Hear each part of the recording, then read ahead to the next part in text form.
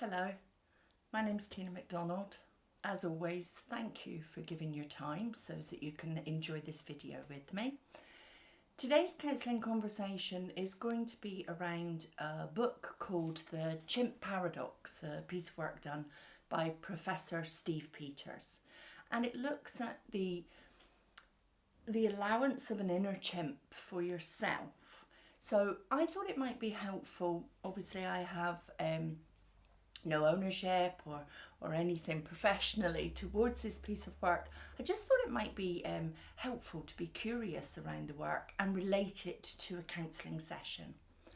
And where myself as a pluralistic counsellor who works across all theories might find some curiosity towards looking at working with it. So the inner chimp, it's about, is it your best friend or your worst enemy that you have going on inside? And it's about your inner mind. As a pluralistic counsellor, and particularly one who is quite involved with the inner critic, that's my area of particular interest, and that often unkind voice that we have for ourselves. That's where I would relate this inner mind separate entity. Is this your inner critic, and how is it talking to you? What does the voice sound like? It's about understanding and how you relate to others. I, as a counsellor, would have a look at that perhaps from the theory of transactional analysis, which will be a future video to have a look at. It's a theory that's very interesting. It's about your communication with the world.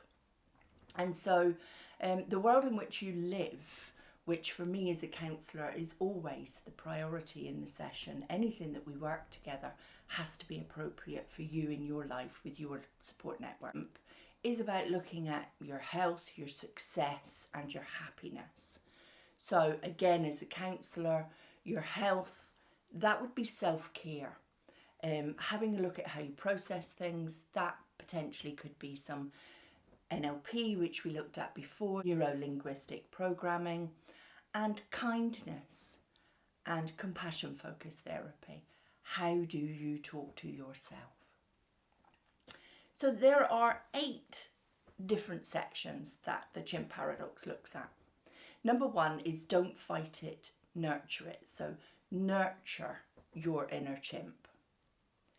On a counselling perspective, that would be, how can we make friends with your inner critic? How can this inner critic be a part of you, as opposed to in the chimp paradox that it's being a separate entity that you're nurturing, you're looking at as a standalone. Number 2, let the chimp speak. Let it speak to you. As a counsellor, I would say, that internal dialogue is really important. I always say that there are 4 voices in the counselling room: myself, outer and inner, client, outer and inner. Number 3, let the chimp speak, but be careful who to. So I would say to a counsellor, what does your inner chimp have to say? It might be worthwhile, it might be helpful to see if the chimp is speaking in your relationships and not necessarily what you would be saying if you were speaking direct. Number 5, self-esteem. Who you are, not what you do. So again, that's where your kind voice would come in. Number 6, 10 minutes daily reflecting if you meet your values. So as a counsellor, I very much believe in the power of positive affirmations. We've talked about them before in previous videos, how if you are constantly saying positive things, it's almost that fake it till you make it, that your brain believes, that your body believes, that your hormones then work from a positive place. And number 7, show your chimp who's boss. As a counsellor, I would suggest that your chimp is part of you, and merging might be the way to have a look at that. Number 8, do what works for you. Absolutely. In a future video, we'll be looking at goal stats and methods and how is counselling able to break down that process and be able to look at what's helpful, what's not, what do we need to do in order to kind of get further along. So as a pluralistic counsellor, the very first thing that I would be asking is it helpful to find out when your chimp arrived? Where did your chimp come from? Was something going on in your life that you felt the need almost for somebody else to be there with you? Why is he there?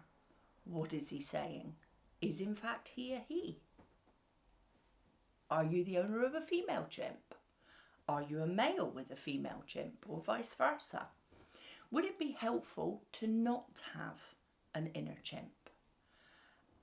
And if we're looking at it with complete honesty, does your inner chimp allow you to have behaviour in your life that you can then blame on the chimp, as opposed to taking ownership of that behaviour yourself? Having worked with several male clients who have inner chimps, and in all cases it was to do with anger management and to do with, the no in life, it was helpful to find out when the chimp arrived and why, and do we hide behind our chimp when there are certain behaviours going on that we can simply blame. Lots of people name their chimp as well. So for example, is it okay to say to your partner, I'm really sorry I shouted, I was cross, I had, throwing things around, whatever it was. It was actually Bob rather than me.